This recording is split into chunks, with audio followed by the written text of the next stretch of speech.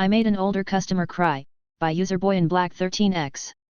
A while back ago, I was working at mobile shop and this older guy came in and says to me, "I know I'm not your customer, but I was wondering if you could help me with my iPhone." The guys that sold it to me said they don't do the setup, another store wouldn't help me because I didn't buy it from them and I just noticed your store as I was leaving. Is there a way to get my photos back? I had iCloud backup turned on but when I signed in, none of my photos are on here. I asked to see his phone and look at iCloud settings and see it is signed in and all the toggles are turned on. Then I checked the photos settings and noticed the photo stream option was turned off, so switched it on and seen that over 300 photos started to sync to his new iPhone. Then I hand him back his phone and said, "I think I solved your problem." He looked at me in shock that it only took less than a minute and he looks at his photos and he started to cry. He then proceeded to tell me he lost his old iPhone and he thought he lost his photos of his son and grandson who just weeks before died in a crash. The new laptop isn't in my office, by user Smirking Wraith. Over the weekend I was asked to build a new laptop for someone's assistant.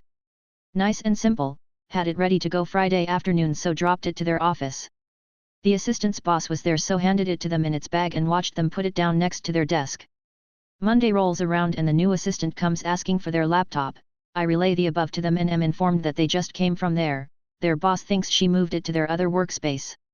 I think I speak for everyone here when I say that we all know the laptop is exactly where I saw it put Friday. But no, I need to check the other places first. God forbid I make them feel stupid by using my eyes to check the place they say it isn't. We do a walking tour of the places the laptop potentially is and find nothing, so I walk them back to their office practicing surprised responses in my head. "Oh look, there it is," I remark as we enter. The boss looks over, pretends not to notice me grabbing it from the floor just next to their desk. "No thank you, but that's mostly due to shame preventing them making eye contact." All in a day's work. The $250 patch cord, by user Robon Trey. Some years ago, my company started providing support to a local manufacturing plant.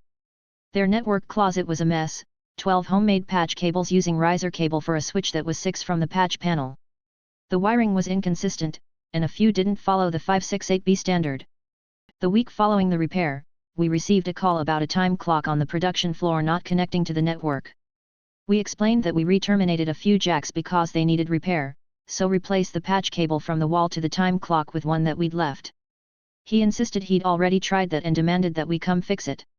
At $125/HR, I drove an hour to their office, installed a $1.25 patch cord, verified the time clock was online, and drove the return trip. Most expensive patch cord I've ever installed. Mail merge saves a week of work, by user Tukes Computers. The Australian Army decided in 1995 to formalize and centralize desktop computer support. I did my computer course in 1996 and started at the new help desk in Sydney. We had 3 rotating teams of 2 people, one team answering phones doing first and second level support for a week, the other 2 did site visits. One visit we were on a site for a ticket, it was an Army Reserve unit. They have skeleton staff of 3 people, one of which is a civilian that doesn't the admin work. We get there for the problem and she asks if we can wait a few minutes for her to finish the task she is on. No problems, we just stand back. I then noticed she has Word Pro open, best word processor ever, and she is switching back and forth copying and pasting from one file to another, prints, copy/paste/print over and over. Curious, I step forward and ask about her task. She has one file with all the names and addresses and one with the letter she needs to send out to the reserves. I suggested using the mail merge feature. We spend the next half hour converting the letter to a mail merge template and massaging the source file. The fantastic thing with Word Pro is when you do the mail merge it leaves the template alone, unlike stupid dumb MS Word. She was so grateful, we helped turn her week-long task into 3 clicks. She was a very quick learner and she sent a heartfelt thank you to our manager that we took the time to teach her how to mail merge and that she had created multiple other letters from that lesson. She was just completely unaware that the feature existed, and since there was no internet she had no way to know it existed. I can't even remember what the original ticket was for, but we fixed that too. It was probably a printer issue. My laptop camera is not working, by user important ad 7720.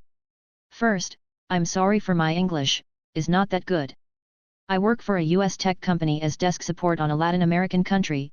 Part of my job is to buy, storage, set up, replace and repair the computers that the company assigned to new employees. The work is great, since I only had to deal with internal users, no customers, and most of the employees are easy to work with, a few exceptions every now and then, but I get it, we all have our bad days. One new employee, which I'll call Annie, was assigned a brand new laptop. I sent the laptop to her, we did her onboard process, all good. A few days after she began working, we had our monthly meeting, where the CEO reports all the month results, numbers, anniversaries, and quickly greets all new employees. When Annie was introduced, her webcam didn't work, all you can see was black, but she talked with the CEO for around 2 minutes and all was good. After the meeting she called me angry, saying I assigned to her a broken laptop, and even escalated with her manager. I told them let me check her computer, all was working when I tested before assign it to her. She was mad, telling that if the laptop was broken it wasn't her fault but mine. After accessing her computer I checked and everything was working fine, no drivers issues, Teams, camera app, all apps were detecting the camera. I asked Annie. Annie, is the privacy tab on the laptop covering the camera? Annie, no, it's not working at all. Can you please check? It's small tab that covers the camera. Annie, I told you no. It's not working and it's your fault, you gave me a broken laptop. Okay, let me get an approval to replace it, I'll take a look and if it's broken it has warranty, son don't worry about it. After that, I set up a new laptop delivery and that she send me her broken laptop, but she end up quitting a few days later and when I received the laptop, I turn it on, check the privacy tab that was covering the laptop camera and it was working as brand new, hahaha.